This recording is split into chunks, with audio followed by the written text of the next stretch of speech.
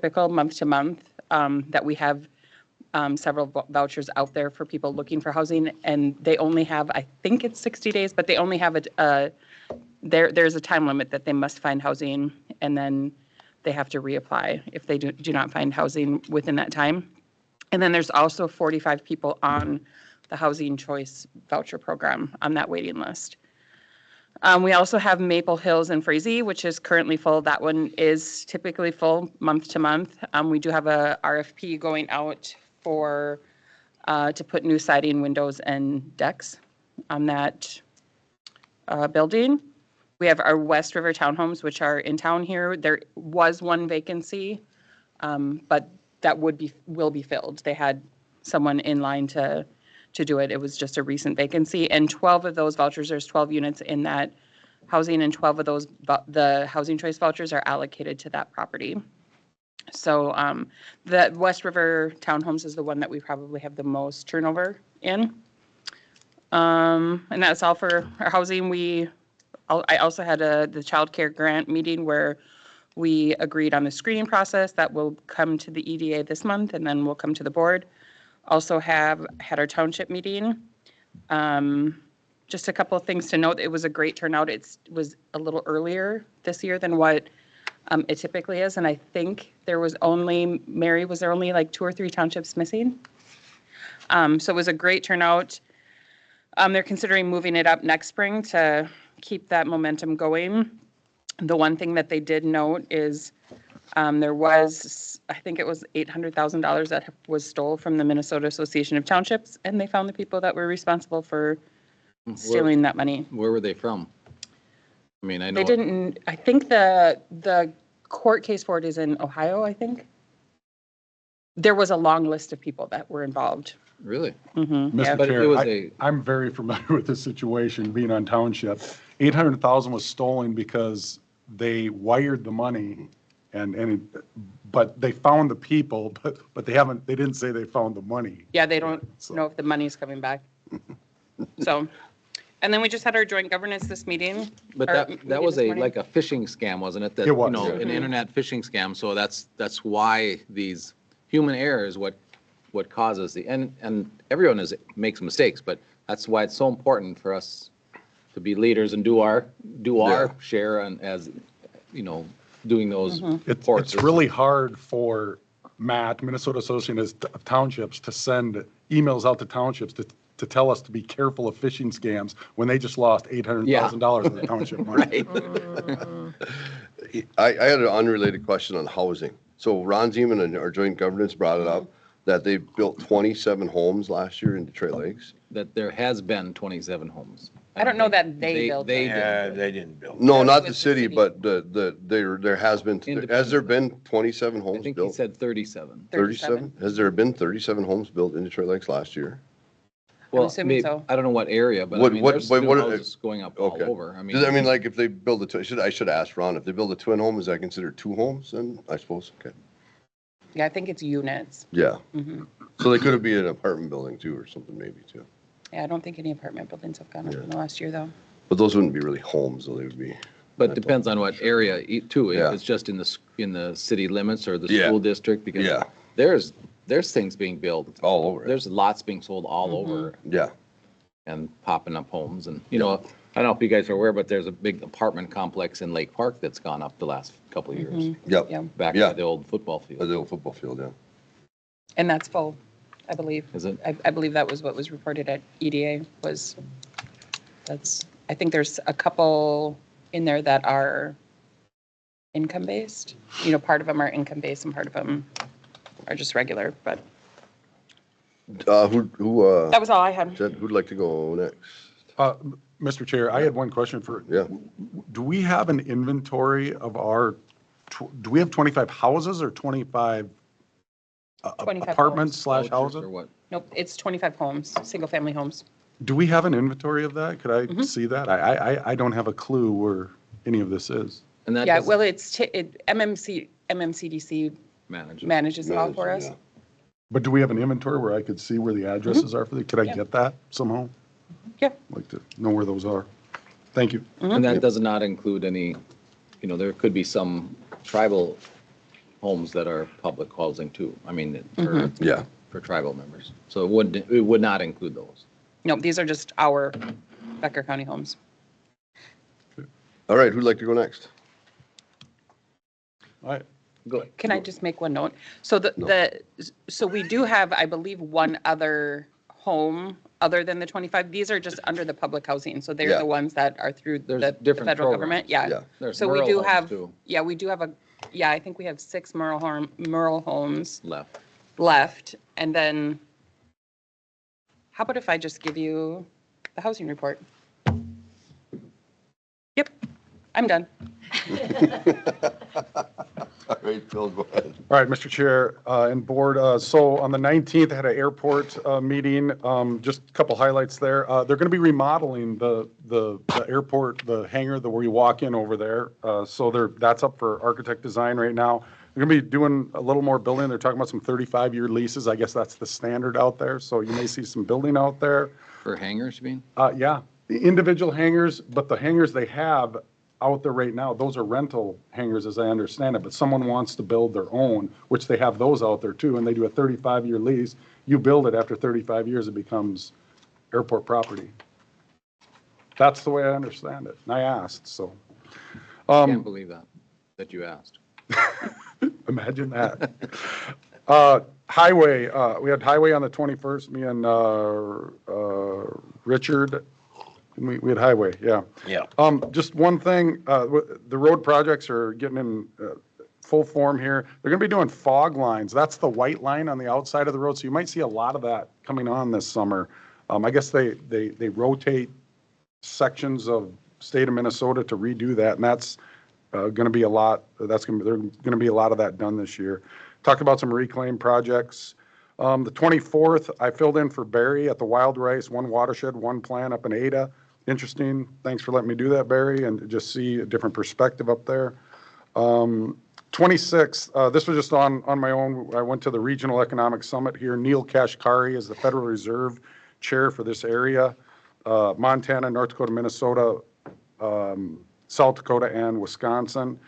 Cody and Carrie both gave a presentation there. And one thing came out of this, and Dave, maybe you can help with this.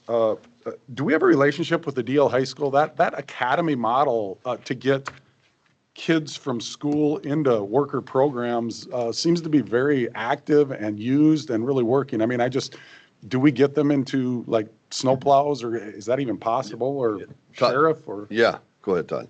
We currently have several students from not only Fairleigh High School, but we Wabbit in our. Oh, perfect. I mean, I just, Been doing that. And then, yep, and then we also have a career day here at the courthouse, where we did last year. do, With okay. the sophomore academy class, yeah. great. And then we had them come in, and we had Vern Snaithorst and Aaron Swenson come in and present to us, I think, 2 years, was it last year or 2 years ago? I don't remember. Yeah. About what they're doing and how they're doing it with us and so forth, yeah. But I think there's always room. There's room for more, and that's why I brought them in, so that we could possibly someday do that. It was great. I mean, I know they talked about one kid getting his CDL, his bus driver. He was driving some of his classmates or kids from the year before. So, I mean, that's. We've had a few of those over the years. Easton Wall too, when he was 18, he drove a bus. Yep. School bus, yeah. Just like that officiating crew. We were at a basketball game, and the grandfather and grandson were officiating the Oh, same game. really? Yeah. And they did a story on it out of the cities. We were down in, we're down south. They're in the southern crew, but Yeah. No, it's good. It seems like a very active and very popular program, and yeah. 27th, I had Otter Tail Watershed Policy Implementation Plan. So that was on the 27th. 27th was a busy day for me. And then we had environmental with Barry sat in for Richard that day. Dean Haverkamp is retiring. Good guy. last Friday. Great employee for a lot of years for the county, just did a super job. And I don't say that as a county commissioner now, but I dealt with him on the township for a number of years too, just And he's really good guy. been, if I can mention this, he's been very good to everybody that comes in there. If you want to cut wood there, I mean, he's just been a very, Accommodating. yes, for everyone. for years, and so, yeah, that's Just a he's gonna fantastic be public missed servant. Yep. a lot. He'll be missed a lot. All right, you're gonna have to put your thinking caps on here now a little bit. So we had the township meeting last Thursday, and a couple things came up that I didn't know. There's a lot I don't know, but this I really didn't know.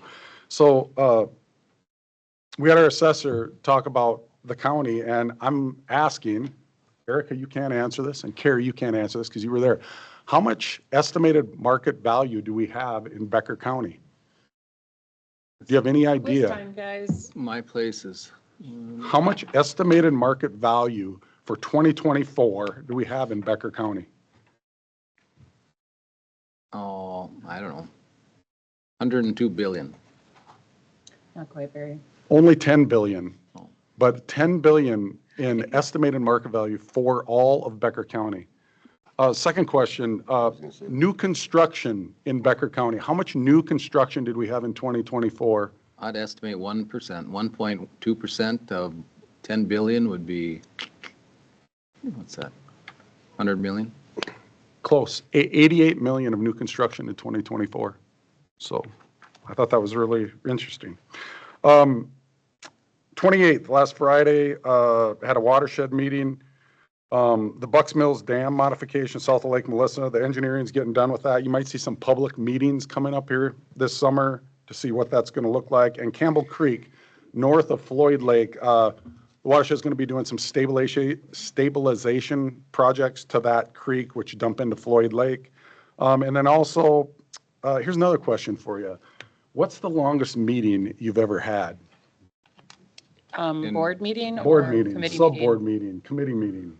Oh, we've had these meetings go well into the afternoon. We've had lunch, so board meetings, we went till, I would say, 2 o'clock. Back in 15 years ago, that was more of a norm than an anomaly. I went 6.5 hours in the watershed meeting, straight, 8:30 to 3:05. Pelican? Pelican River watershed meeting. We did a rules revision, and we had 147 line items. We went through each one. 6.5 hours straight. And there were some significant changes, so keep an eye out for some of that. And that's all I had. All right, go ahead, Barry. Phil and I were at the environmental and we went through a few things.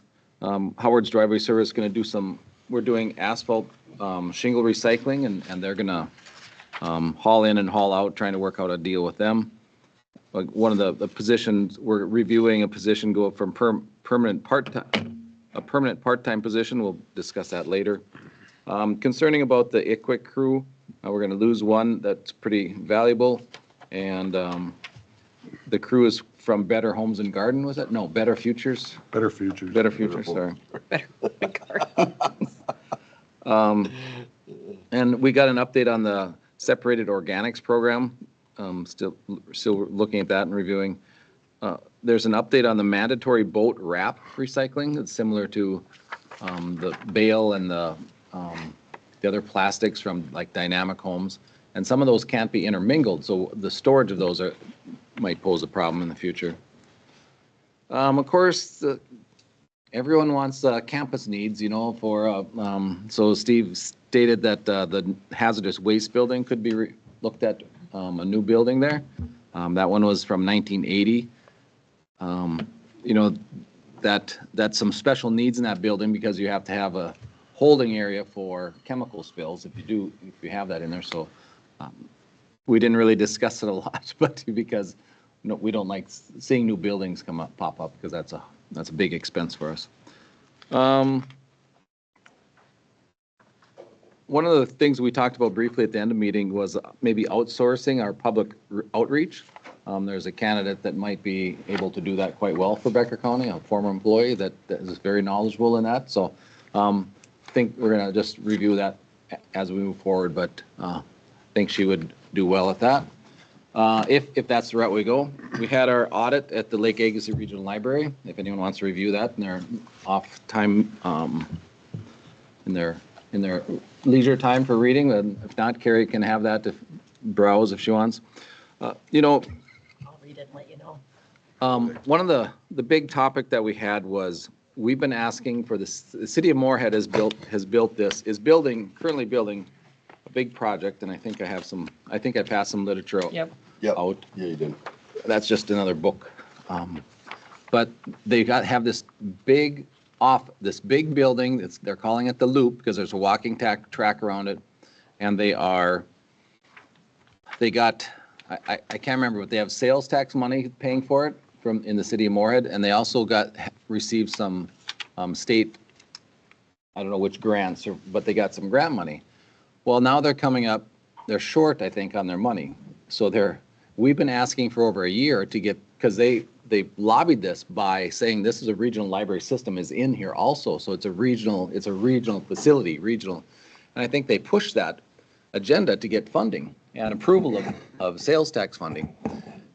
Now they're finally coming to ask us to sign an agreement, and we are not very pleased initially with the request. So I am on the negotiation team. Ben Grimsley nominated me quite quickly, and so there's 3 of us meeting with Zoom to have a kind of a discussion about what we're looking at. But they threw a couple proposals out there that the square foot rate was fine, but then they wanted some other conditions on it, which we said we're not doing that. So I think, and they weren't sure, the mayor was there, so they weren't even sure what they were asking for. So they have to figure out what they're asking for. But, we signed an agreement in 22. I think Larry was chair and Ben was on the board at that time. And there are options. We're not bound to go into that facility if it's not something. So I think they're well aware that we're not just going to give them whatever they want. And I think we've been a very good partner in the past, so I'm sure we can get through this, but it was really some questionable numbers. You're like, but again, the square foot rate was fine, but they wanted they wanted a freeze on theirs, and we can't do that. So it was interesting. Lakeland Mental Health, beginning of the year, and it was our first report was actually in the red, so we were losing money, but that's not uncommon right away till they cost average stuff, so not a lot of concern there. One of the big things, and Judy probably, if you're listening, one of our big topics there was their IT person came in and discussed their security and care. Or Judy, I will have to say I leaned on some of the things that you've said, so the discussions went very well. I think Becker County is. I mean, we're not the A game, but we are not far behind. I think we're pretty solid in our protections. I know Judy and their IT guy is very similar to Judy, that they would spend every dollar we spent on them on protection. So I think we have a good compromise on where we are, but those protections are just vital, and knowing your backups. They were more everything backed up in the cloud, I think. So that was that. Dave and I had Sunnyside. Let's see, what did we talk about, Dave? We bought some beds. Yep. We're a 5-star facility again. We are great. We got more bad news from our region, from Minnewaska. They were watching the governor's proposals, and he's proposing a freeze on how much you can increase. It's like everywhere you turn, we are being hit with increased costs from the state. Everywhere we turn. Yep. From the nursing, and the number that we were given by, it wasn't Chris, it was one of. Michelle. Michelle was there from Minnewaska, said this could potentially cost over a 4-year period. They did a little quick adjustment for Sunnyside, $980,000 over 4 years. Yep. $980,000. Now I think, there are things that would offset that because but it's just insane what the state government is thinking about doing to counties and cities and townships. It's just, and I've said this before, this is the most, I don't know what word would be accurate, but scared or depressed over what our budget's going to look like. I mean, everywhere we turn, you're looking at 100,000 here, a 2% here, a 5% here. There are other states that are looking at how help local governments, and our state's looking at how we can pass every buck off to them that we possibly can to local government. So, Hey, what's the name of that board that regulates the employee wages? It's the labor something. They remember how they set the wages for, and then now they're going to increase again. Sunnyside was. the state law that Yeah, but it's not a. Governor Walz made that a law, I think, 2 years ago, Is that what it the was? mandatory For increase nursing that we're homes? gonna. Yeah. And I think there was a couple positions that were minor tweaks that we had to do, but we were pretty well within that. We're well with that, but that's going to has drastically affected and will continue to drastically affect other small nursing homes too. And we had 6 beds on layaway that, nursing homes, you have to pay for every bed that's there. Even if it's not being used, you have to pay for it to the state. So we had these on layaway, which we don't have to pay for, but they're talking about not having the layaway program or buying beds back in the future. Or paying for beds that go off from layaway to get rid of them. So we made a motion to eliminate those layaway beds, and we will be paid by the state $2,000 per bed per year to put those 2,080. So we decided to do that because there are ways to get beds if ever need them, but in today's environment, nobody wants double rooms anymore. No. You can't have double rooms in a nursing home facility. So we have one double room, and that's for financial reasons, because if you don't have one double room, you can't charge a single rate. So makes sense, I guess.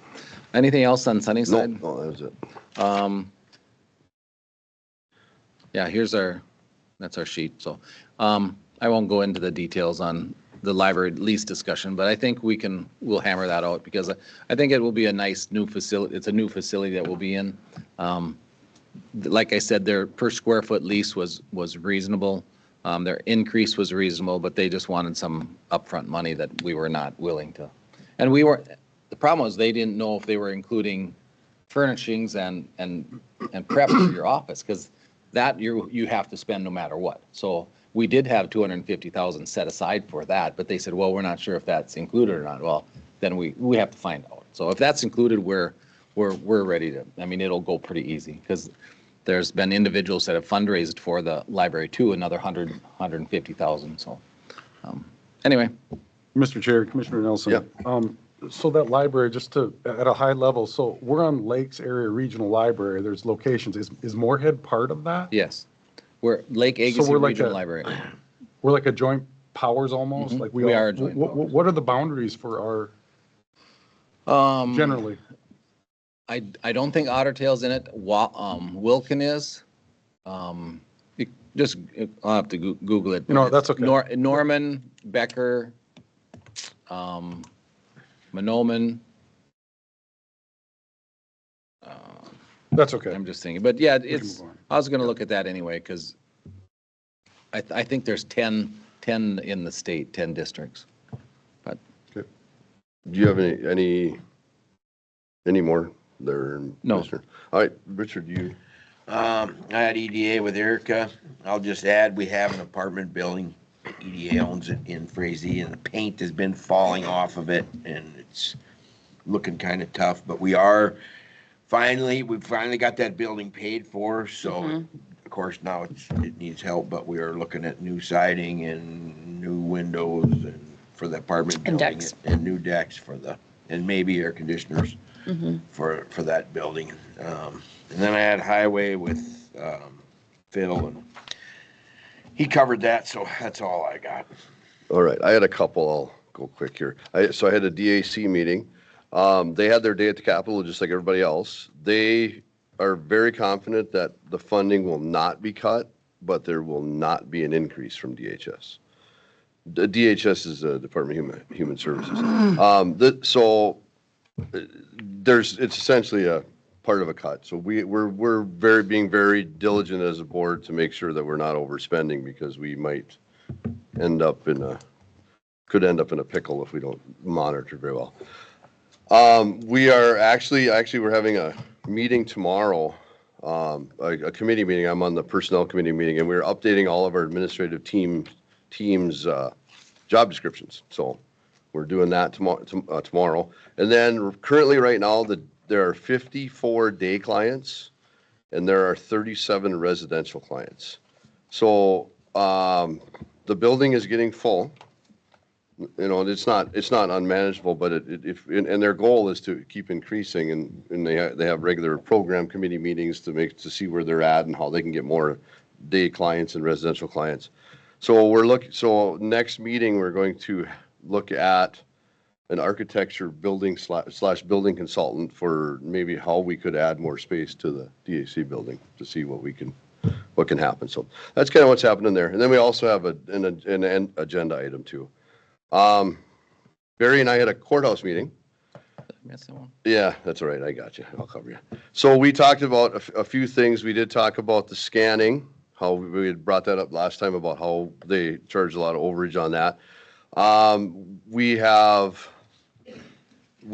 Did we pay the first half of the planning zoning? So then we'll get that information. And then we have about 11,000 left, I think. So we might have to do maybe some of the scanning in-house or figure out something else. We'll see how that goes. But we're committed to not paying the overage Mr. amount. Chair, that was the recorder department? Recorder, planning and zoning and assessor scanning. Yep. And then we also had a discussion about our UKG, which is our payroll program. What else does our UKG do? That's about it. All our human resources. Oh, all our human resources stuff. There's a lot of issues there with that system and with them not supporting us and so forth. So they have been doing some discovering of possible other options, and one of those is Paycom. Obviously, we're not going to do anything with that until we have a concrete idea of what's going on, but that's a possibility. And then we also the Auditor Treasurer's Office has a new coin sorter. We will have a new coin sorter. Yeah, I guess the other one is Mary's decided not to do it. yeah, fiasco. Mary, we thought Mary could just count them by hand, but I don't know. All right, then I had a fair board meeting. Real quick, just a couple things that happened there. Nothing really a lot new, but they have decided officially to move forward with the rodeo next year. Even though they had planned to do it, they officially made it official. They're also going to meet the executive officers of the fair board are going to meet with J&K Marine. And J&K has expressed some interest in possibly financially assisting in building a horse barn, a new horse barn. So what that would entail would be J&K would help, build it, and then they would also then be able to use it as storage in the wintertime. So I think if it works out, it could be a good plan and good idea. One other thing they found out is their building insurance will go up to $31,589. And it's an increase of $15,300. Wow. Now,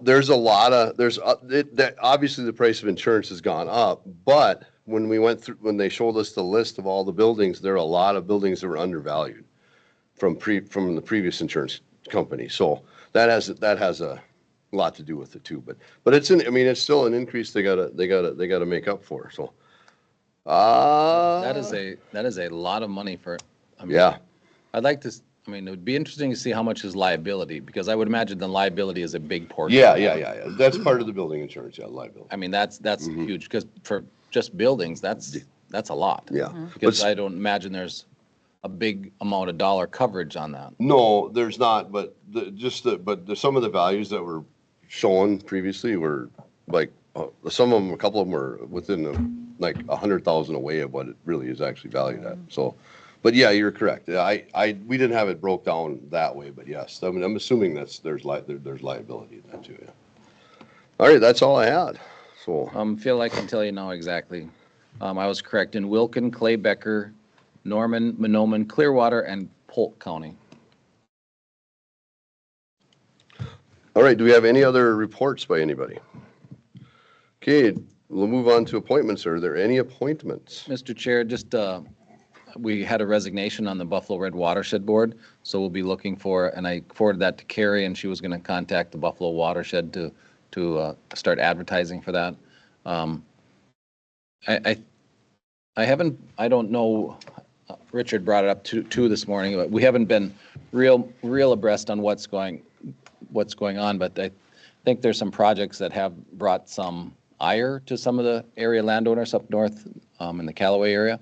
So I just think we'll have to look into that and see what's going, I don't know specifically. I know sometimes these projects, you look at projects and they build the local landowners and it's a benefit for, state, anyone statewide. So it's hard to sometimes pay for projects when they're benefiting everyone and you're footing the bill for it without, even though you don't want it, So those are things that you kind of have to balance. Who's paying for them and who are they hurting and who are they helping? So Richard was going to dig into that a little more. And they feel that they're not represented fairly up north. And when you look at where these other people on the border from, there could be some truth in that. So they're looking for support from us. And so I'm going to look into it. Well, again, we don't have any authority over the watersheds. So, no, they just are looking for our support. I don't know, Do we have authority to appoint somebody though? Yes, we will be do. appointing, but But I guess our guy doesn't pull a lot of weight down there. And that's one of the reasons he doesn't want to be there anymore. Gotcha. But I am going to look into it and we can talk about it here and I don't know what we can do about it. Do we have anything else on appointments? Anybody else? All right, let's move on to the presentation of the Becker Bay auction funds. There's nobody here. Oh, there he is. He's right there. He's hiding behind the pole. I was waiting for our manager to come. You want to give me a couple minutes? Yeah, sure. We can move on. We'll come back to it when she comes in. Okay, thank you. Yep. So we'll move to the county administrator's report. Carrie. Thank you, Mr. Chair. I'm probably repeating myself from this morning's joint governance meeting, but we will be doing our second interviews for Veteran Service Officer position tomorrow. So hoping to get that office restaffed so they can serve our veterans in the county. Yesterday afternoon, I spent some time over at our probation office, just following up on some ideas that I had and sharing those with Brian Rubenstein, especially when they bring in the F5 project and potential funding. And as they start that process with our human services here with their mentoring program. I had shared this morning, and I'll share again, we had gotten some information in from the state that there's potential cuts to our PILT payments, which they're talking about a 35% cut. What that means for us, after looking at the dollar figure, it's roughly about $250,000 of lost revenue that we potentially could lose, where I guess one of many things that we're watching and monitoring, coming down from the legislature. it seems to me that most of the cuts in the governor's proposal hurt rural Minnesota much harder than it hurts I agree. metro. That's because there's nothing here but rocks and cows. We got to remember that. But, I think it's something that you point out to our rural legislators saying, every proposal here, Hennepin and Ramsey are doing the pilot programs for everything and they're getting paid for them. So they're getting set up and ready to go when these things come live and mandatory. So they're already paid and they have such a different line of service. So it's concerning to me that every reduction hits rural Minnesota 10 times harder than it hurts metro Minnesota. If you look at the way Minnesota has been treated by the state, it's been terrible. It's almost like they want to destroy it, and you can't make this up. I'll say it one more time. Minneapolis burned for 3 days and nobody did anything, and I hope people in Minnesota wake up and see who's in charge there, because I want to be part of North Dakota. That's what I would like to have North Dakota take Becker County in. Mr. Chair. Yeah. Carrie, so PILT payment in lieu of taxes, where does that come from? What lands are we being paid for in lieu of taxes? Is that the forestry land or? Tax forfeited land. Tax forfeit. And I haven't looked into the formula too much to see which payment in lieu of tax formulas he's talking about. Because there's payment in lieu of taxes for DNR-owned property that they purchase off the tax rolls, and then there's tax forfeit land, and the tax forfeit land is considerably less per acre. because we don't get a lot of tax appeal payment from tax forfeit, the old timber. There's, what is it, about two? Well, $3 an acre, but it used to be 2. We just raised Okay. it, so we'll probably go back to 2. That's kind of. And then, but the DNR land that they've purchased, depending upon which pot of money they purchased for and which program, but that's up to 12, that's like $12 to $15 an acre. So I don't know which, if it's across the board or if it's a specific program or what, but, So, Mr. Chair, so if we're going to lose up to 250,000, 250,000 of what? Was it $1 million payment, a $10 million payment in payment of lieu of taxes? 800? 70, yeah, So this is, the 250 is 35%. 35%. Yeah. Okay, so, okay. So 600? 600. Well, a little bit 650. higher Okay. than the other Seven. But I don't, 700. again, you have to wait to see what portions of which pots he's saying from, because I don't know that he'd pull anything from DNR funding, because those have been taunted every time they come in to purchase something, that this is payment of taxes, you're getting more than what you would if this was on the tax rolls. I mean, those are promises to me. So you're going back on the word of your government that these are being taken off the tax rolls and you're going to continue to fund them in PILT. And again, every time a new project comes in, doesn't, and they have thrown more money on PILT at sometimes, but you're just getting a different slice of pie. You're adding something more to that pie and you're getting that, the pie doesn't increase in most cases, but every once in a while, I think they've changed it. Now they're talking about taking part of the pie away, so. Yeah, and this is just, one of many, as you indicated, potential cuts. And, we've been looking at these dollar figures and AMC has been asking for us to track that by county and as far as what that really looks like, dollar-wise. So I've been sending that information back through AMC, so they're tracking that. And we do bi-weekly calls, across counties. And AIS was another one. yes. And 50% cut. sentence to serve is another one. Serve, Yeah. complete cut. Reduction in Medicaid payments for, Yes, and we did the dollar figure on that. Yeah, I should probably put that all together. and yeah, see if what we the looked at whole all total the is looking program at. cuts and all Could Well, be. it's the program cuts plus additional mandates such as the Yep. Minnesota African American Family Preservation Child Yes. Welfare Disproportionality Act. and He's the like saying, Safe and sick leave. safe and sick, and what's the other one? The Something with the sex. family Yeah. medical leave. family medical leave, sex offender portion of the recovery is treatment. Yep. being pushed back on Yep. the counties. And every one of these is a couple percent or maybe 5-10%. I've heard there's been some work on the the Minnesota African American Child Protection Welfare Poverty Something Act. Disproportionate. Disproportionate, you forgot that big one. So hopefully, and I'm hoping they'll just push that one back up, because I think everyone agrees that Minnesota was not doing a good job. I think that's the consensus. I'm not Yeah. in detail, but how can we improve that and fund it without financially crippling counties, Especially rural counties. especially rural counties. The more rural, the worse you are. All right, Carrie, you can continue on your report. Okay, thank you. And I had gotten an email, I think it came from Mitch Lundeen. Potentially, there's a sponsor, Jim Joy, for modifying for the reallocation of bonding money from 2023 for the Heartland Trail. So we'll keep track of that and see where that goes. And then I believe it's tomorrow, or maybe it's today, Commissioner Hansen and I are going to be meeting with regards to some of the discussions that we've had with regards to strategic planning and what that may look like. So we'll bring back more information for that. So.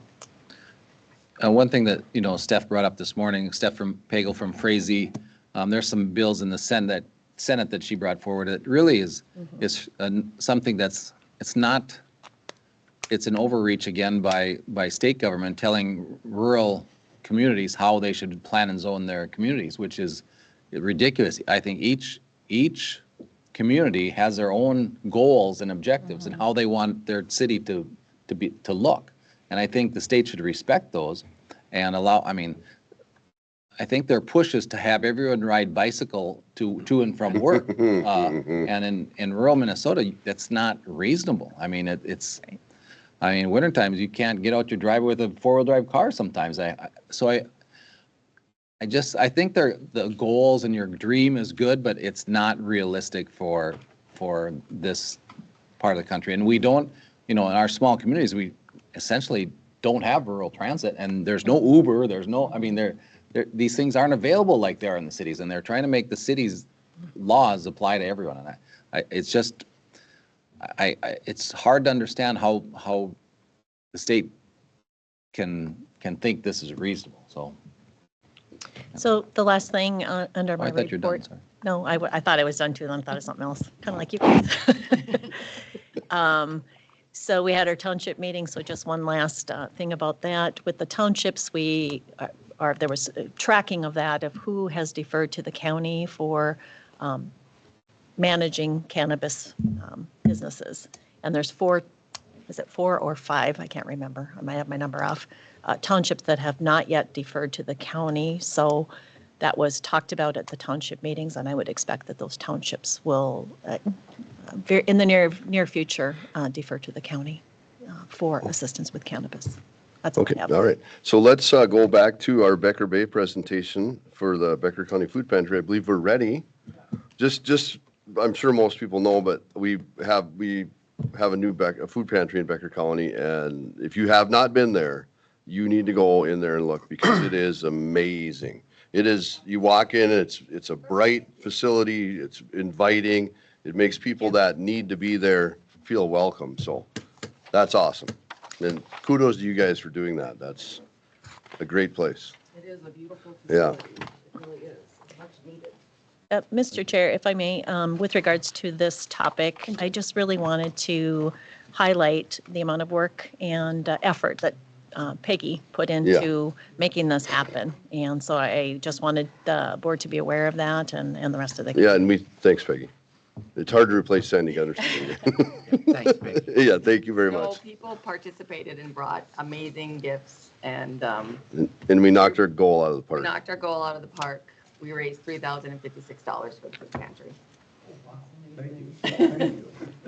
Not bad for a goal of 2025. So, Everything that's going on, we definitely can use it, so. Do we have a check? we do have a check. A fake check, but a, Big check, real cash. And just to introduce, this is Liz Riljo. She's our new manager at the pantry. She's been a great asset, so. Thank you. Awesome. Yeah. And I think kudos out to the employees. Yeah. The Becker County employees donated and then bid on the donation. So, and we had, I think, the most I've ever seen on was the very Becker Bay. competitive. It was Yeah. very competitive and a lot of items donated, so. We I- finally Keep got it. Keep those employees going. Yeah. Yes, and on that note, administration finally got the treats from the auditor treasurers. So they will be Nice. delivering to us. Yeah, they will be cooking for our department. So we all come down with food poisoning. You can't do it today because then it would be an April Fool. Yes, it would be. Yes, it would be. All right, are we ready to present the? Yeah, go ahead. did you want to go over any of your numbers Oh, before yeah. we do? I did want to kind of bring Yeah, them sure. out to light. Absolutely, yes, please do. Because I feel like maybe some people don't know how much of a need this pantry is. So just some numbers.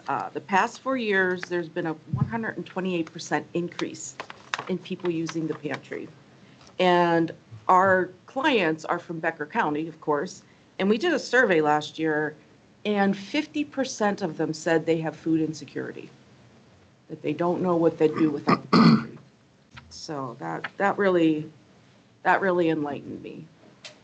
And then the rest of the numbers just show you the increases that we're having. In 2024, we served 20,728 versus 17,000 in 2023. So it's quite an increase. And now for this year, the first quarter of 2025, we served 6,100 people. And with that, we're projected to serve 24,000 people, which will be 4,000 more than last year. And then we do food rescue from local retailers, which very generous, very, very generous. And that really helps. Of course, we buy the food, we get the food from the food bank. But in 2024, we distributed 592,000 pounds of food versus the 467 in 2023. So it's just a big need. And we don't know what's coming. We talked to the food bank in East Grand Forks, and they're in limbo. They don't know what cuts are coming to them because they import food. They're looking for low-cost, quality food, and they do import food from Canada and Mexico. So, and then another thing, that's with the tariffs, so who knows how much our food's going to go up in price. And then we also receive, it's called TFAP. It's the Food Emergency Assistance Program. So what that is this food is federally funded, and it comes to the food bank, and it's mostly our meats and chickens and fish. And so we get it for free. But if that goes away, then I don't know how we'll sustain what we're doing. Because we don't really we buy ground beef, but that's the only meat, chicken, poultry item we buy. So. Yeah, with the two programs like TFAP and then the SNAP program might be cut too. So if that's cut, that means our need is going to go up. So we've already, the last couple years, we've been going for every grant we can get. Doesn't matter if it's 1,000, 500, 5,000. We've been searching for grants to keep us going. And our donors are really doing well. And as our future goes, we're going to go start looking to see with like some larger corporations in town and that if we can get some sustaining money, like work with them so every year we know we're going to get so many, let's say 5,000 a year or whatever, so we can project our budget with a little bit better consistency, because everything we have right now is donations. And if prices of everything goes up, like anything else, our donations will probably get less. So we're trying to fill that gap in, expecting that to happen. So we are looking at ways we can keep sustaining ourselves, but as what we're giving out now, we'll probably have to reduce if prices go up, because we won't be able to afford to keep that up.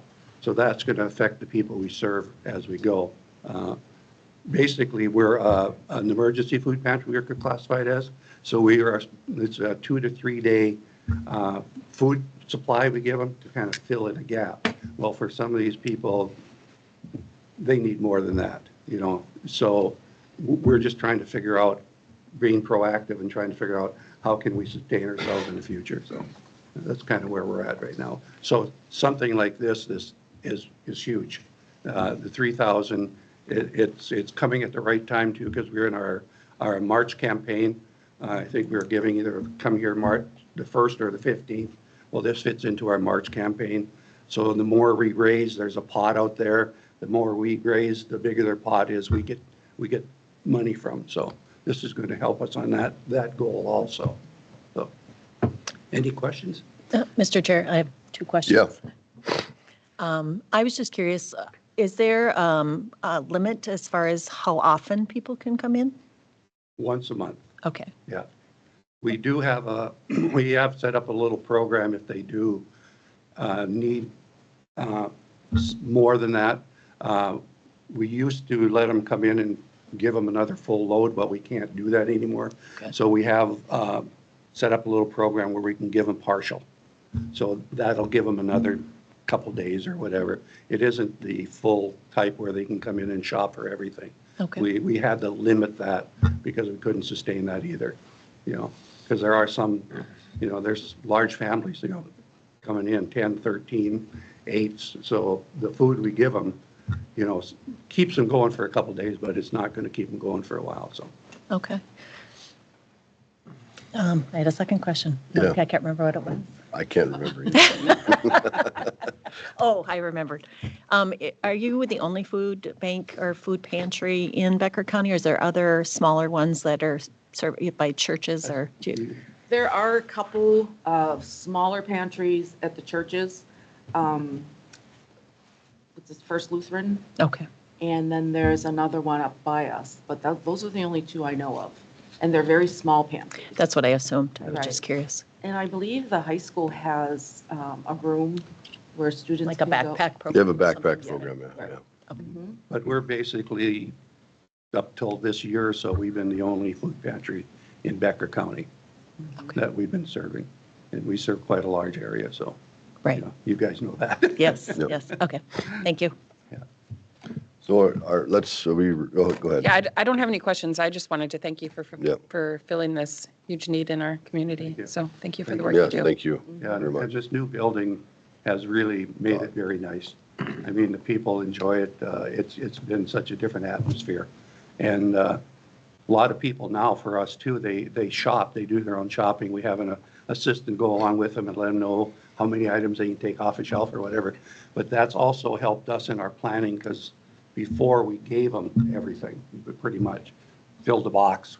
Now they take only what they need, so we're able to now, Liz is able to figure out what we need to order more and more, and what we don't need to order because the people aren't taking it. So that has helped us in the last year or so to kind of come up with a better plan on how we stock our shelves, so. And I think we had somebody from Extension come and talk with us. You're considered a super food Super print, shelf. super shelf? Yeah, Yes. and we went into this new building, the way we set up our shelves, and in their order and that, we were certified as a super shelf. Yep. Which is, an award we didn't Mm-hmm. have before. If anybody saw the old building, you understand why. But it, correct me if I'm wrong, it makes it much more consumer friendly in that you, Yeah. like you said, you can come and shop for what you want, not just Yeah. give a box of Right. food And that you may also not that- need. That certification also helps us with our grants we're writing. If you can throw that in, that's another thing we have that helps us out, so. All right, any other questions? Let's move on and present All right. the cool big check. Yeah.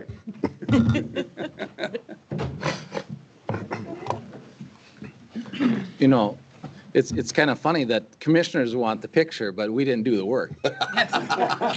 Typical politicians, isn't it? David's trying to outbid us, It's always the way. Yeah, then I ran out of time and then he forgot about I it. forgot about it. How do you I had want to to donate cash. We had a family loss. Okay. How did I get that? Come on, Bill. You gotta stand up. Peggy, you got to be in the picture. One, yeah, come on, Yeah. great. I gotta be in the picture, you Yeah, gotta. you Peggy, you should. Hate standing by I those. was hoping You all did guys all at the the work. back. I don't know what's going on. I don't know. I gotta get my tiptoes. Okay, you guys ready? Yeah. On three. 1, 2, 3. One more time. 1, 2, 3. All right. Excellent. Thank you. Thank you very much. Thank you guys. Yeah, thank you. Thank you. Yes, thanks, Mark. We appreciate it all. You guys have an awesome job.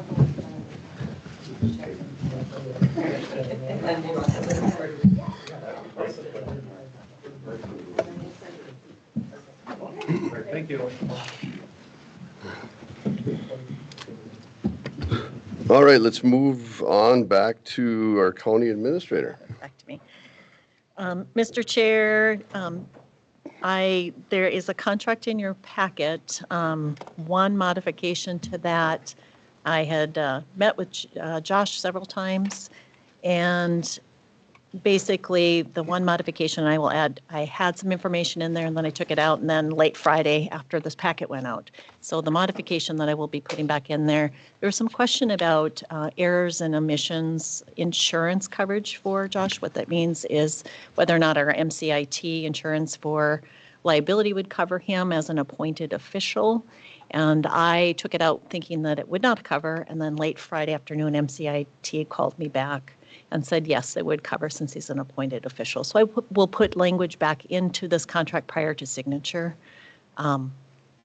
I just wanted to make that note. Okay. So any questions with regards to this?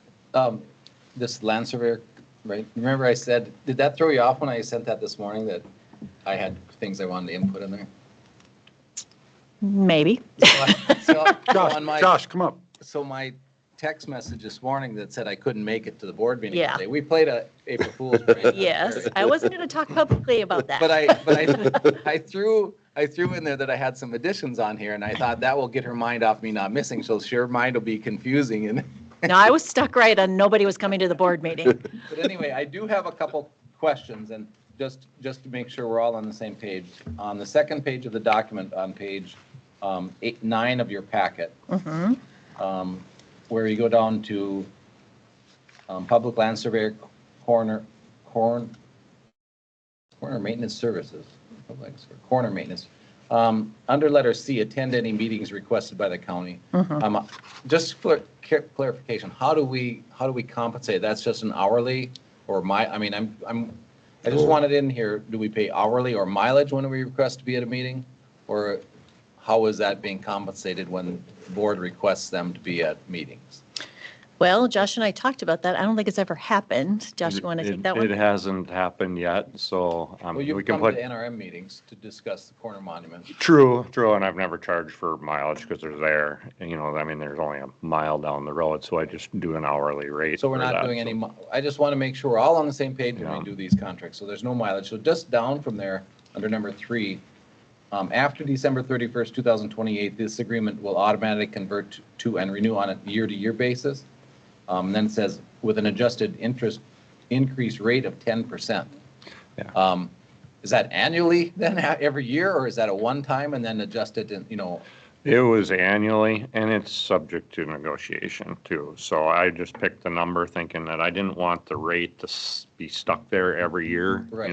That we could just maybe put something in the contract that it just automatically goes up whatever percentage that we decide. So maybe I can reword that. I think that needs, Okay. it's not clear that it is 10% a year, and I would not support 10% a year after, Yeah. maybe 10% initially because it's been a 4-year contract, but then and then annually, you can even say 3%, and then you can go back and negotiate that later. But Yep. I would make sure that that's clear, because a 10% annual after that's not something, Oh, come on, Barry. not something I could go with. Yeah. Well, And it might be low, and we don't know, it might be Yeah. low. Yeah, it might be. Yeah. Hopefully not, but, well, and if I may, that I couldn't find, and maybe somebody with history for the count, I couldn't find any prior contracts that had ever been done.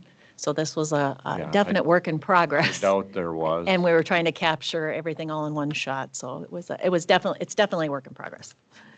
Yeah, we started the whole process just because I kind of wanted something Formal. set in stone and formal. So. and then just after that, I was thinking, under compensation, we should probably provide you with a budget or expected budget, so not to,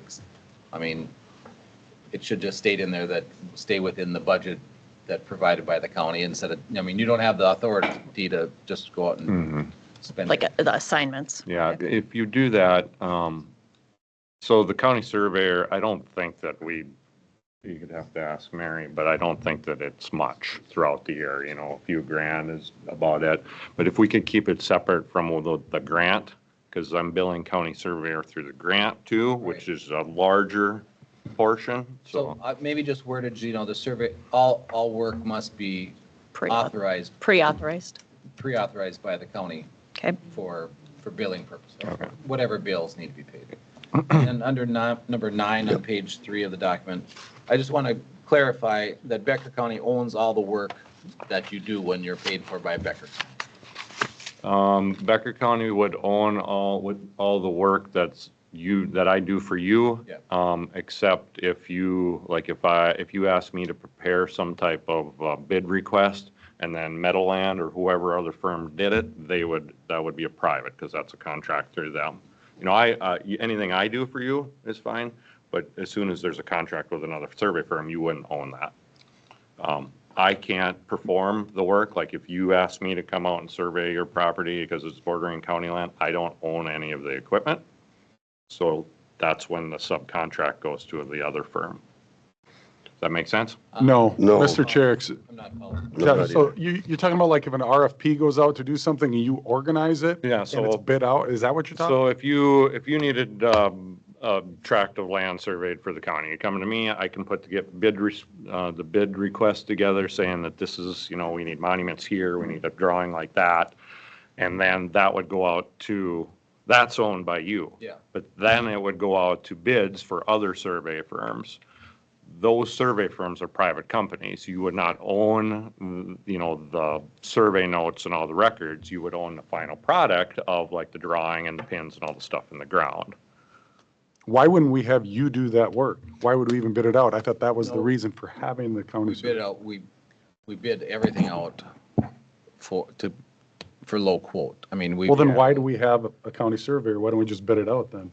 Well, we need someone, I mean, we utilize a county surveyor to, in the past, put the grants together for Becker County. Yeah, I get phone calls from the zoning office. I There's- just got an email from Sue Seifert about, some GIS stuff she wants to talk about. That type of stuff is mostly what I do. It's and not working with the actually, grant. not actually doing, it's more opinion on paperwork. It's not actual surveying. Actual surveying, we will do, we'll bid that out. So we're asking opinions, or can you show us how to put this RFP together for bidding? Yes. It's not, because we don't have the skill set to know how to word those things in. It's like us, it's like Jim doing the skill set in highway. He knows how to word those, but it's like having someone on staff then that can work us through those, in Jim's case, building a road, or Josh's case, how do you word applying for a grant, or how do you word putting out we need this section, surveyed.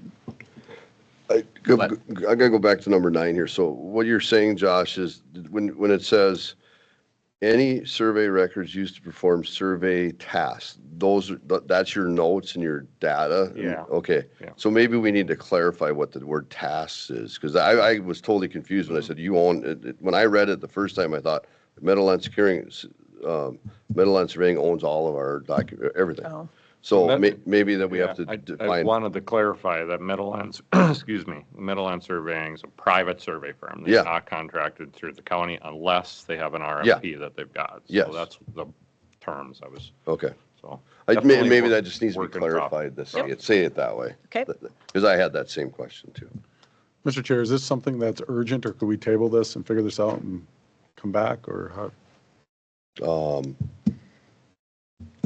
We can, I guess. I think we, Does this have a timeline for you, Josh? It makes no difference to me. Okay. I'm still Thank you under for coming today. contract, so. yeah, Got some of this out.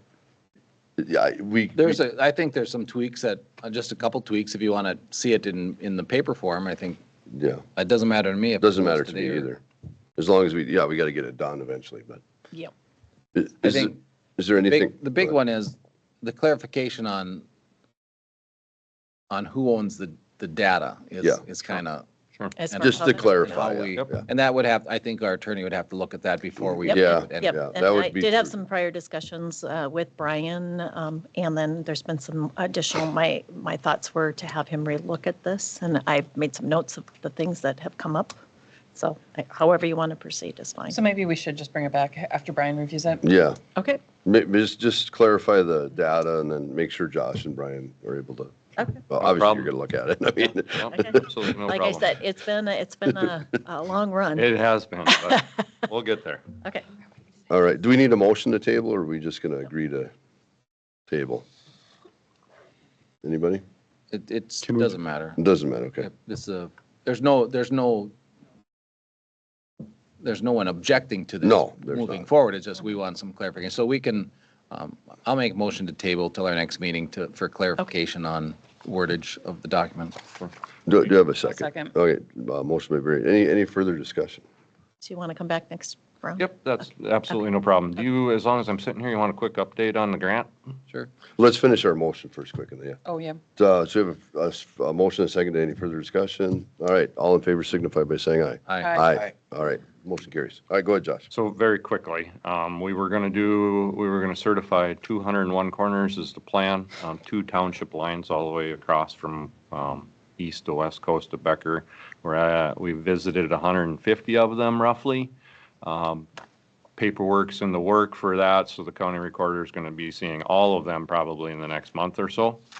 And then the field work's being commenced on the last 4 townships. So we're kind of coming down the home stretch. Everything needs to be wrapped up 1 year from about a month ago. So there potentially could be another grant in the works. They weren't sure yet. They're kind of waiting for how the whole budget things are going.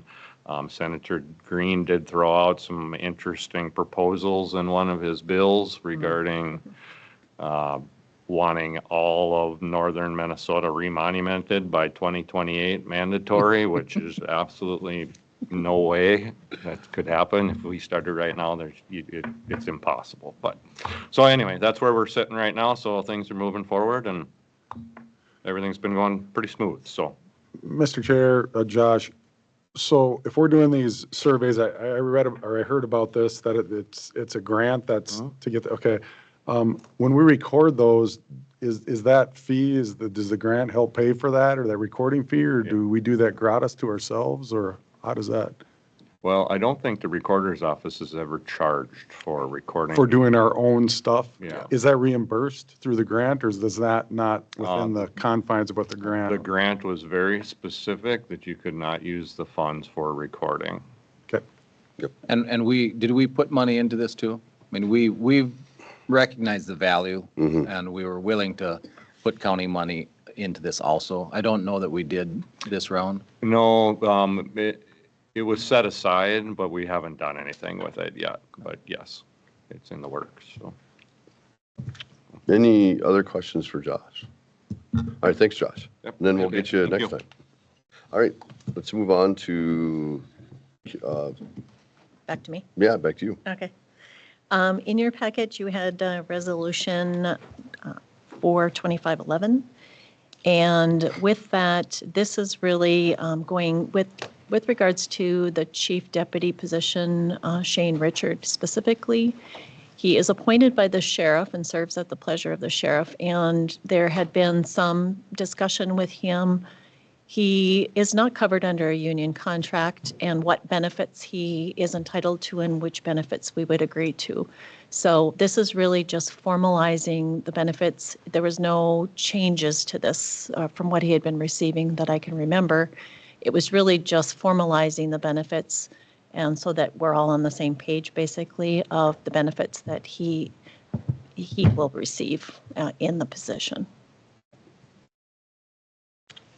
So it's essentially just what he's already been receiving. Correct. There's no changes to Correct. it. Okay. Mr. Chair, I'll make a motion to approve 425-1I. I'll second. All right, so we have a motion by Barry, second by Erica. Do we have any further discussion? Mr. Chair, we did get free speeding ticket exemptions from this. Right, Sheriff Blender and Shane? I'd like to give mine to Commissioner Nelson. I don't want one. Yes. Yeah, I think I said Just that. remember, you serve at the pleasure of the sheriff. All right, we have do we have any further discussion? All right, all in favor signify by saying aye. Aye. Aye, opposed? All right, motion carries. The last item I have, Mr. Chair, is in your packet, you have a letter of support for empowerment swings. This was requested by the board chair, and I would request a motion to send out that letter of support. If there's any questions, I'm sure Yep, the chair can answer those for you. I will try. Do we have a motion to? What are empowerment? So they use them for several things. The first thing they use them for is they use them in their, it's not recovery room, what do they call that room? Sensory room. So they use them so that they can calm them down and relax them and make them feel comfortable. So some of them are having an issue or something. And then they also can use them just for just a thing to just do. I mean, it's an activity. It's an actual swing, though? Yeah. I mean, it's a... Yeah. And it's empowerment because it makes them, it makes them feel In control. in control of their emotions and their cognitive stuff. And it allows them, I won't use any names, but a gentleman that's there I know him real well. He would absolutely love it because that's what he likes to do. He likes to do things that allow him to feel in charge of himself, so. Has anyone watched the movie about Temple Grandin? She's it's a movie about, she's an artistic, and she showing her as growing up. She became, and she had one of those, she made herself kind of a recovery device that she would put herself in to calm down. And she's very successful. But, doctors, I haven't watched the movie, but I'm going to. She's autistic, but she's very high functioning autistic and very, very well known in the world of cattle. She's designed the stockyard chutes and how they're, and it's interesting. So Now you have sparked my interest. yeah, it's a very, I've just seen clips of it and it's just very interesting about how, her mind works differently than ever. So it's, and just, I can only assume this has something, is similar to what she made when she was in college. She made this No, I'm device sure, where she could yeah. calm herself down because they're so. And in order to successfully apply for this grant, they need 5 letters of support. And so this would help immensely for that. And there's no financial anything, it's just saying that, obviously you read the letter, just saying that we support the fact that this is a good idea, basically. I'll make a motion to approve sending the letter on behalf of Becker County DAC in support of Empowerment Swings Initiative. Second. All right, we have a motion by Erica, second by Barry. Do you want to repeat her motion or no? No. Okay, any further discussion? Okay, all in favor signify by saying aye. Aye. Aye. All right, motion carries. Thank you, Mr. Chair. That's all I have. All right, Mary, Auditor Treasurer.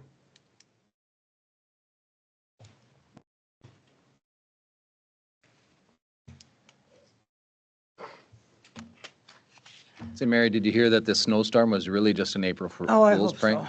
I hope so. I doubt I think it's gonna hit Not tomorrow. according to the radar this morning. Yeah, I think it's gonna hit tomorrow.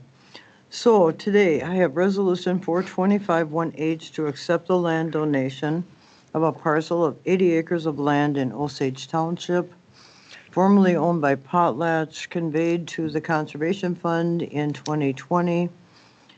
Currently pending close April 15th to Northland Waters Land Trust of Walker, offering it to Becker County to provide forest habitat. It adjoins about 400 acres of tax forfeited land that we currently manage. The only cost that we will incur, the 2025 taxes are $1,018, and then we have to agree to pay closing costs. I did ask them for an estimate. They did not get back to me, but I'm estimating at the max it should be $500. This first time, we've had other donations of small lots. This is the first time we've had an acreage donation. So good thing. Motion to approve 1H. Do we have a motion? We have a motion by Barry. Do we have a second? A second. Okay, a motion by Barry, second by Erica. Any further discussion on the resolution? Yes, Mr. Chair. Mary, so you said that this doesn't happen very often? This is a once-off? Oh, very rarely. We do get donations of land in lieu of forfeiture, where someone will have a lot and they say it has no bearing, so they'll donate that. But this is the first time since I've been in office that we've received land as a donation that's 80 acres. Yeah. All right, we have a motion and a second. Any further discussion? Okay, all in favor signify by saying aye. Aye. Aye. Opposed? All right, motion carries. Thanks, Mary. Yep. One other reminder, last Friday, the tax statements were mailed. So if you haven't received I haven't them received yet, you will get them because we started getting them back at the office. The tax forfeited statements came yesterday. Exciting news. Mary, one last question. Were there any conditions on that 80 acres? Were there any, other than what you mentioned The there? agreement's in the packet. Yep. Basically that we're not going to hold them liable, and this was reviewed by the county attorney. Yeah, okay. Yep. This And is I old, think it this was old with the potlatch. Forest. land, What's that? It- Potlatch. Potlatch. Right, it was Potlatch. They were They're- a company. Go ahead. It's, They're a Well, paper company. it's grown back. it was a big paper company that went, that Yep. bankrupt? I don't know if they went bankrupt. No, but they just closed a couple. There used to be, I think they still have one. They have one open in the Cloquet, don't they? I think they still There have was a the lot of factory. properties that went to these land trusts to try to get into public lands. And we identified a couple that we would be interested in. And this one came back as free. So. Okay, Yeah. all righty. All right, Jim, for highway information. Good morning. Morning, Jim. Morning, Highway- Go on, Jim. You didn't take the plows off yet, did you? No, we didn't. I live at 1203 Roosevelt, if you want to plow my driveway. We have a number of contracts to award. First one is a construction contract for the grade widening of County Road 7 from 14 up to 16 and County Road 16 from the entire length from 7 to the West County line. We had 7 bidders, and the low bidder is Dennis Drews out of Frazee, and they're below our engineer's estimate by about 6.5%, and we're recommending award to Dennis Drews.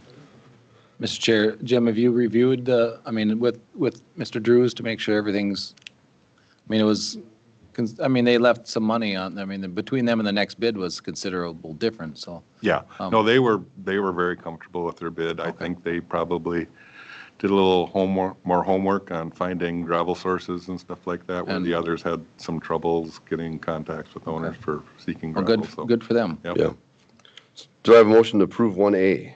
So Make a moved. motion to All right. approve 1A. Motion by Richard, do I have a Second. second? Second by Barry. Any further discussion? Okay, Mr. Chair. Yep. So Jim, so I drove that road back from, when I was in Ada, I drove that road back.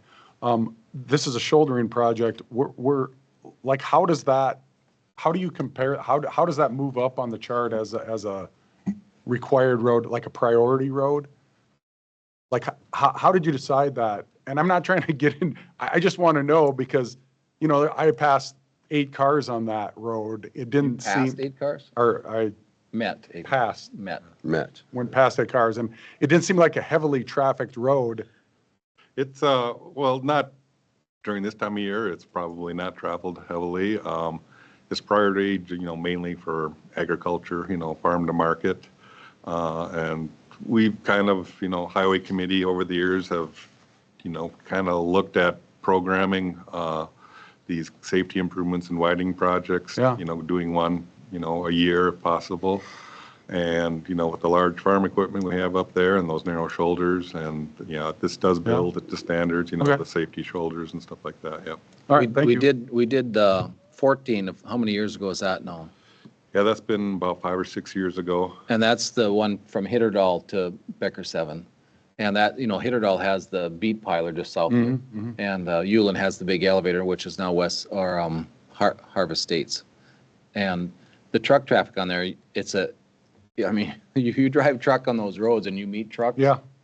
You can almost put your hand out and high five each other going by. You know what, This is just a huge improvement. That number, the Hitterdal Road, and now people just love it. Now and of course, people wanted 8-foot tarred shoulders also, and we said, well, it good costs a lot of compromise. money, and I mean, when I drive truck, I like putting my wheel on that white line, so so you know where. Mr. Chair, Jim, that makes sense because, like I said, I drove it when I just met cars, and I'm like, this seems relatively safe. But a truck, and you know what, going into Lake Park, it is wider. Yeah. And if you had a tractor with some of that big equipment, it would make a big yeah, difference. Yeah. Again, Okay. like Jim said, you do a portion every year, and our goal is to do county, ideally, all heavy traveled roads would have wider shoulders. But I think on this one too, you look at the steepness on this one, it's not just closer to the edge, it's very steep shoulder, which is very dangerous. And now go back down to the one in Hitterdal, and you're like, this is so much more, you feel just so much more at ease driving it. When you're in a truck driving that narrow, you're clinched. I mean, these trucks aren't Cadillacs. They are, you're moving, and if it's windy. The ones you drive are? No, they're Thank you not for always that. the best condition. All right, we have a motion and a second. Do we have any more discussion? Okay, all in favor signify by saying aye. Aye. Opposed? All right, motion carries. All right, Jim, next one. Next contract is for our countywide weed spraying. We received quotes from 3 vendors, and we're recommending the low quote to L&M Road Services. They were our contractor last year. So You were, motion Motion approved 1B. Motion by Barry. Do we have a second? I'll second. Second by Phil. Do we have any discussion? One question, Jim. Cars Tree Service, is that the tree company in Otter Tail? They spray as well? I guess I didn't ever know that. Okay. All right. All in favor signify by saying aye. Aye. Aye. Opposed? All right, motion carries. I believe Cars Tree Service is a subsidiary of Lake Region Electric too. I think Arvig. they're. Arvig, no? I think so. Arvig, yeah. All right, Jim. I think it's Lake Region. Okay. Next contract is the mowing contract. Countywide mowing, again, we received quotes from 2 contractors. Here again, L&M Road Services is the low quoter for all 4 areas, and we're recommending award to them. Again, they were our mowing contractor the last few years, so we're sticking with them. And they were low bid on every one, and Yeah. they manage the whole county, so. Yep. Motion to approve 1C. All right, we have a motion by Barry. Do we have a second? I'll second. Second by Richard. Do we have any further discussion? Okay, all in favor signify by saying aye. Aye. Aye. All right, motion carries. All right, next one. The next contract is our gravel road blading and plowing, our 7 areas. This is up for quotes for the next 3 years. We received a number of quotes on all those, the different areas. Growth Gravel is a low quoter on Area 1, Hendricks Road Maintenance, Area 2, Growth Gravel, Area 3, Gustner Construction, Area 4, Projects Unlimited, Area 5, Thielen Excavating, Area 6, and Projects Unlimited, Area 7. So the only new contractor is Gustner there, and they've been working for local townships, so they check out well. And it looks like they wouldn't have gotten the low bid if the one would have been bid correctly. Is that accurate? Correct, there was a bidding error, so, On their part, not our part. yeah. Yeah, there's a. So unfortunately, we can't undo that. It looked that was a little bit high, the one that got number 4 too. But is what it is. All right, do we have a motion to approve 1D? Motion approved, 1D. Motion by Barry. Do we have a second? Second. Second by Phil. Do we have any discussion? Okay, all in favor signify by saying aye. Aye. All right, opposed? All right, motion carries. Final item for your consideration is a construction service agreement, looking for a motion to authorize execution of the contract with Moore Engineering for performing construction, field inspection and surveying for the Lake Park construction project in town there, doing the sidewalks and roads there. They were the same firm that did our design on this project, so, and they're the city engineer in town there, and they have that expertise to do this work on, especially on the sidewalks and the ADA requirements. I'll make that motion. All right, we have a motion by Phil Second. and a second by Barry. Do we have any further discussion? Jim, just, I didn't ask this in the highway meeting. So what will that bill be to Moore? Just guesstimate. I know they got a price list in here, but what will we be paying them to do the portion through the city, which that isn't really our expertise or timing to do that? Yeah, they'll be there, monitoring the contractor. Dollar amount. Yep. Just what will the county pay them to do that? Well, within the estimated amount is, I think, 168,000 is what they've kind of 169,988. estimated as hours and 169,988, stuff. isn't it? Was that in here? The big bold print. Page 34, 52. It's right there, the big bold print. Sorry. Got it. Sorry. Yeah. And it's It comparable. happens to all of us. Is there any further discussion? All right, all in favor signify by saying aye. Aye. Opposed? All right, motion carries. Thank you, Jim. Yep, thank you. And Mr. Chair too, Jim, if we do look at deviation, make sure they know that they have to come, that's the dollar amount, and if it's more, we need to approve more. Yep. We've been in cases where you have engineering firms come back and say, well, we've done this much more, so we are owed more, and we want to know that prior to getting a bill that But Mr. Chair, more. Commissioner, that's why we're signing the contract, right? but a professional contract, there's always unforeseens, it's just like remodeling a old home and. Or going similar to our So just, scanning. Yeah, if there are any other additional costs, we want to know, well beforehand, so. Thank you. All right, thanks, Jim. Thanks, Jim.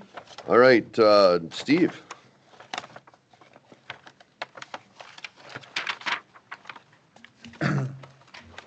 Morning, Mr. Chair, board members. Morning. Steve? I have 3 items today. 2 of them are for personnel action items. The first one is for a part-time solid waste officer or operator. Work out at Osage.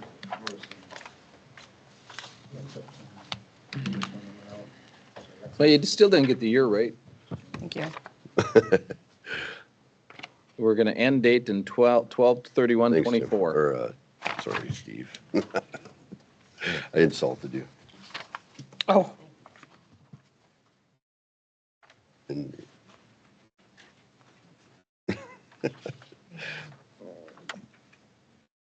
Well, this looks a lot better.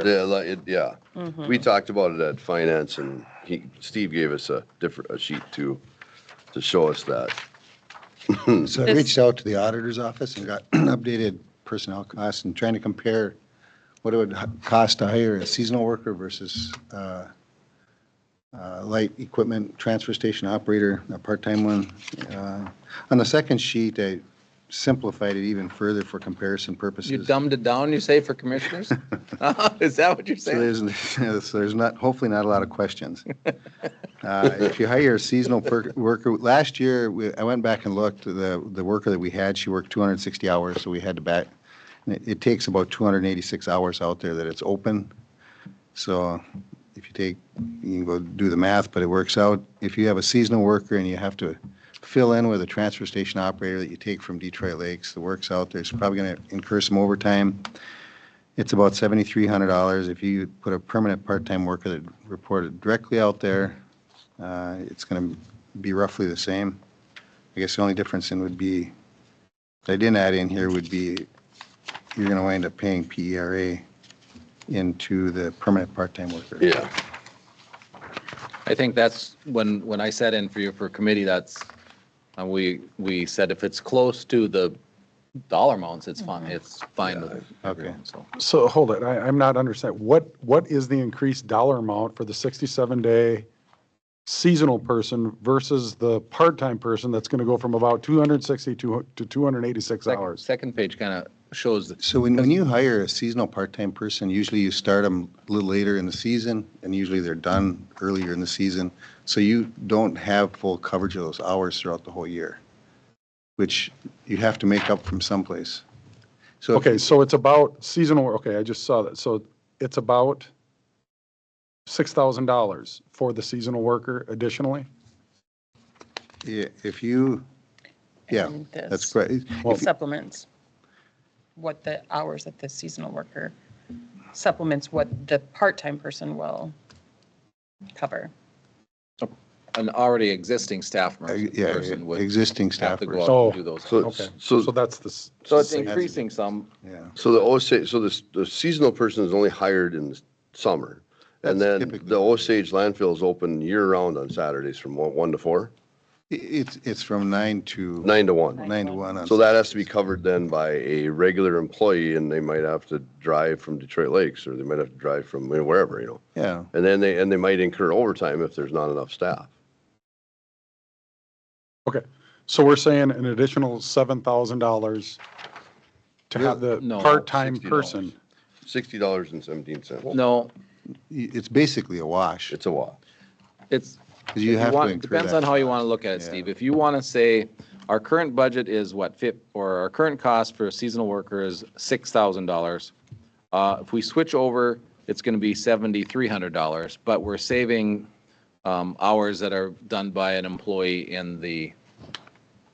at the transfer station, it has to go out. So it's actually $6,000 to $7,300, so a $1,300 increase, but we have savings because we're not paying someone coming from the transfer station. But it is, but then, so we'll have more hours there. So but it's a $1,300 increase in the budget. And also there will be HR savings, not this year, but Ongoing, moving forward. yes, there would be. The other positive about it, well, 2 things. One is you're trying to match the job with the hours that you're hiring someone for that position. which if you look at it from that aspect, and you're hiring somebody, and I don't know if it's a union issue or not, but you're hiring a part-time seasonal or a seasonal worker to do a ongoing job ongoing, I think it makes better sense to hire somebody ongoing to match that ongoing. I think the other obligation. thing to show here, and correct me if I'm wrong, but the cost to fill this will be 9,000, just under 9,000, 8,956, and our budget is 10,400. So we are under budget even, we're within our, This would be. within our budget by doing this. For 2025. For 25 and 26. And 26, Our budget goes down, so. Yeah. So we weren't utilizing the seasonal part-time No. because of the limit of hours. We budgeted for 286 and used it for 260 something, right? Yeah, I think that's what. So even with, 260.75 and we budgeted for 286. but thanks for this updated one, because the old one, I was like, what? So, All right. any other questions? Otherwise, I am prepared to make a motion to approve 1F. All right, do we have a second? I'll second. All right, we have a motion and a second. Do we have any further discussion? Just about procedure. I mean, I'm on environmental. We talked about this. There was some confusion. I mean, this is the first time I've seen anything. I stopped in yesterday. I didn't get anything. So I do not like being put on the spot like this without a chance to kind of review this stuff going forward. I'm going to vote for this, but going forward, I want my questions answered. I want clarification before I get to this spot where I got to vote. Mr. Chair, I think that's more than fair to Yeah, say, because obviously there was a mistake, and I don't think we would have approved it, but should have had the correct numbers prior to, so the committee can have a good understanding of it. Yeah, and correct. Move forward, so. Okay, so we have a motion and a second. All in favor signify by saying aye. Aye. Aye, opposed? All right, motion carries. Thank you. The second one is a personnel request to replace the solid waste manager out of the transfer station. Mr. Chair, I don't think this has to come before the board. It's a replacement Yeah, of a policy. yeah. And as our, No, we talked about that in committee. It got back in the board packet, so I don't think it's necessary. Yeah, I don't think so either. but I do want to, I forgot, because I do want to clarify one thing. Under the 1F that we just approved, it should not read that then fill the vacant position through normal hiring process on that one. We need to correct that and eliminate Oh, that yeah, last yeah, line. yeah. Because this position is not going to backfill. Correct, yeah. So if everyone's all right with that, we should So take that delete out. that part. Yep, Yes. that's good. So, sorry, Mr. Chair and Mr. Nelson, if you could help me with this. So this was from our policy that we changed a month ago, right? So right now, we had a position retire. So that does not have to come before the board. Not That is correct. something the department head Just go ahead and start advertising and hire. can handle. Okay. Because it's a budgeted position. It's a budget. Okay, And- so, And if the backfill is in their, if it's someone in-house that gets the job, they do not have to come back, and as long as the job description and that stays the same, Stay it the same.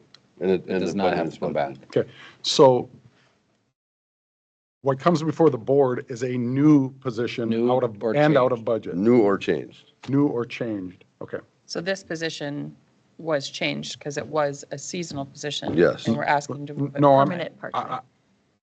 He's talking Are you about talking I about was the talking about the manager, the solid waste manager? Haverkamp, yeah, position. So really, Okay, so, but that one was changed, right? Okay, so that's why, okay, I got it. I think I got it. and just for a point of hopefully clarification, I know the prior policy that we did revert back to for hiring, we historically had always brought before the board when they were hiring seasonal positions, even though the policy didn't really address that. So just wanted to make note of that. I know several departments had brought Yes. forth seasonal positions by resolutions, but So what would seasonal be? I mean, the seasonal out at Osage was a change to part-time. this one is correct, but I was just stating just in general, when we have seasonal regular, hires that they do every Yep. year. That would not come before the. We have, the policy doesn't really address seasonal hires, but the board has historically seen those come by resolution. And I think, again, we've talked back and forth about those seasonal positions, and I, from my perspective, I don't know that it's necessary. However, it is good, for information for the board that it's coming and kind of timelines on that. I, as one, I would like to know whether we voted on it or not. I know like Highway has some seasonal people come in, and it's nice to know. And So those- maybe it is just for information. Those are the ones that we had brought to the board. So we have a resolution. We don't need, do we need to make a motion on the I don't resolution? think I we don't think we do. need to. Okay, so we will move on then. The third item is consideration of a service contract for potty shacks to provide us with porta potties at our various sites around the county. And this includes pumping, right? This does. Yep. Is Middle Cormorant under a different one? I don't believe so. Are they on there? They're not on there. Is that Becker County or is that, Yeah. oh, yeah. I'll check on that. You know, Mr. Chair, some of them are difference in price. I guess some are year-round and. Yep, there's you know, two of them that are some year-round. have some antifreeze in them or Yeah, something. the Mountain View Recreation Area and the Pine Grove High, Rest Area are both year-round. That's why they're considerably more. And a couple are handicapped. And a couple of ADA ones, yeah. Can we just make a motion to have Steve check on Cormorant and make a motion for these, or do we want to wait? I suppose we need to get this, That might be a different service provider. that might be a different I don't service, remember yeah. off the top of my head. I can get back to you on that, though. All right, do I have a motion to approve the potty shack service agreement? I'll make a motion to approve the potty shack. Okay, motion by Erica, do I have a second? I'll second. Second by Richard. Any discussion? Didn't we want to see if that one was in there, or we're just assuming it's in? Well, Well, this will We'll have to cover bring it these. forward. and The- if- Okay, we'll cover these. and They'll then- bring it okay, back. Got it, It, okay. it might be a better fit for someone else because that's. It might be. It's a permanent one area. and Okay. Okay, all in favor signify by saying aye. Aye. Opposed? All right, motion carries. Thank you. Thanks, Steve. Oh, boy, I need a, Okay, we're going on. yeah, we got to take now. a break, yep. We're going to take a 5-minute break.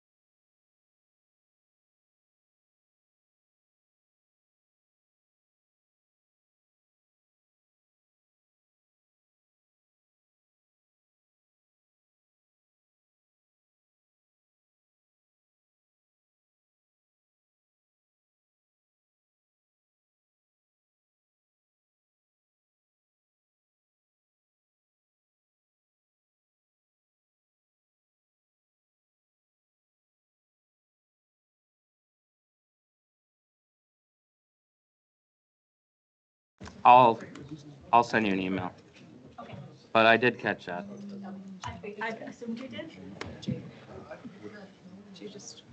Had to be one of the ones, right? I know, I was hoping it wasn't, and I thought, All ooh, I think. right, before we start with Kyle, I forgot something in my courthouse report.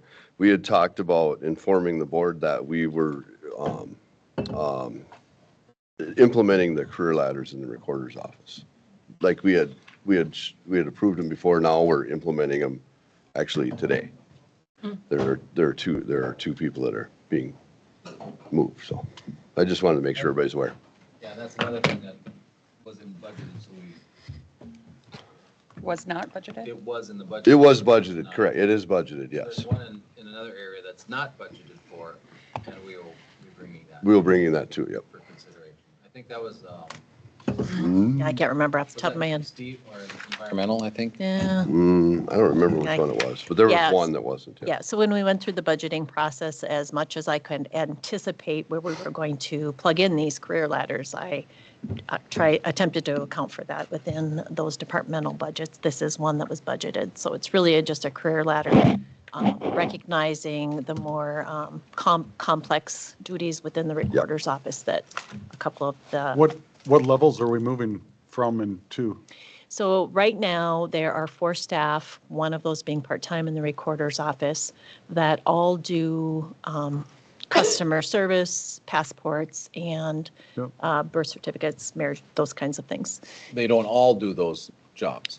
Well, they have all to be separate. can do, but then there are a couple within the recorder's office that do more complex, like property tax, those, and then what is the other one? The Terrans for the Torrents, Well, it was yes. close. So you have everybody at the same level, and really what this ladder will do is it'll move one of the full-time positions up to a recorder 2, and one of the positions up to a recorder 3. The recorder 3 does the Torrents. And did our policy say they all had to apply for them? They did all. They applied, yeah. Okay. We did go through an application internal process. What grade is that at? Oh, I don't know. It was basically everyone shifted, 2 of them shifted up, let's say, Well, 1 and 2 grades. The grade, the recorder 2 is a grade up above. And then the grade 3 is up Recorder a 3 is one more. another grade up.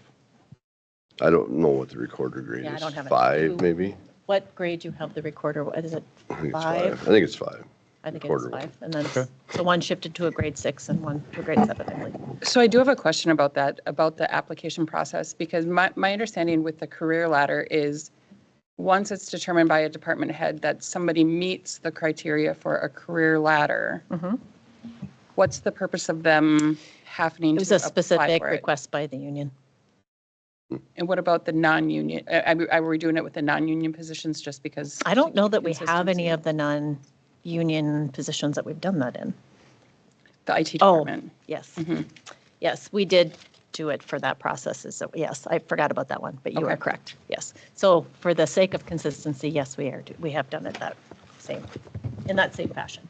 Yeah, it just seems odd to me when we, and I It get is it's a odd. union, when it's been identified as a certain individual meets the criteria, and then we open it up for essentially countywide for anybody to apply for it.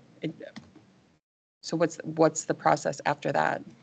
Well, then you vet your applicants and look at the qualifications. We had a similar discussion in one of our We did. committees, Yeah, We we did did. that, yeah. We did. and we didn't come to any real good conclusion. No. I mean, Yeah, we just want to make sure that we do things fairly. I mean, Yep, yep. yeah. Yep, so that was And the then best process. that the came department into said it. Yep. recommendation to, they recommend because they're qualified. All right, let's move on with planning and zoning, Kyle. Good morning, Planning Commission recommendations Kyle. from March 26th. The first applicant will be going to Lake Eunice Township for subdivision consideration. So the second applicant is requesting a conditional use permit for a retaining wall. The recommendation was to approve. I'm going to make a motion to follow the planning commission's recommendations and approve the retaining wall conditional use permit. So we have a motion by Erica and a second by Phil. Do we have any further discussion? Okay, all in favor signify by saying aye. Aye. Opposed? All right, motion carries. Got off easy this month, but Yeah. probably not yeah, next month. yeah. Oh, no. Come on, Kyle. You have another cannabis one coming next month? Oh, no. Anything else? Is that one not in the eastern side of Becker County? Put it over east. I heard they grow really well on like old vacant Potato land. potato land, irrigated, under pivots. I thought you were going to say the ditch. Do we have, Kyle, do we have any other surprises? I don't. To look forward to? Okay, To look forward to. a good one, but I'll wait. okay. Oh, thanks. All right. Thanks, Kyle. I will entertain a motion to close the meeting pursuant to Minnesota Statute Section 13D.03 subdivision .1B. The governing body of a public employer may, by majority vote in a public meeting, decide to hold a closed meeting to consider strategy for labor negotiations, including negotiation strategies or developments of discussion and review of labor negotiation proposals conducted pursuant to We just section. need to read the statute, don't we? Not the whole. I don't know, Peggy said I had to read the whole April thing. Statute 17A.01. Pursuant to labor negotiations. You got, I'll make a motion. do I, Eric, we have a motion by Eric, do I have a second? Do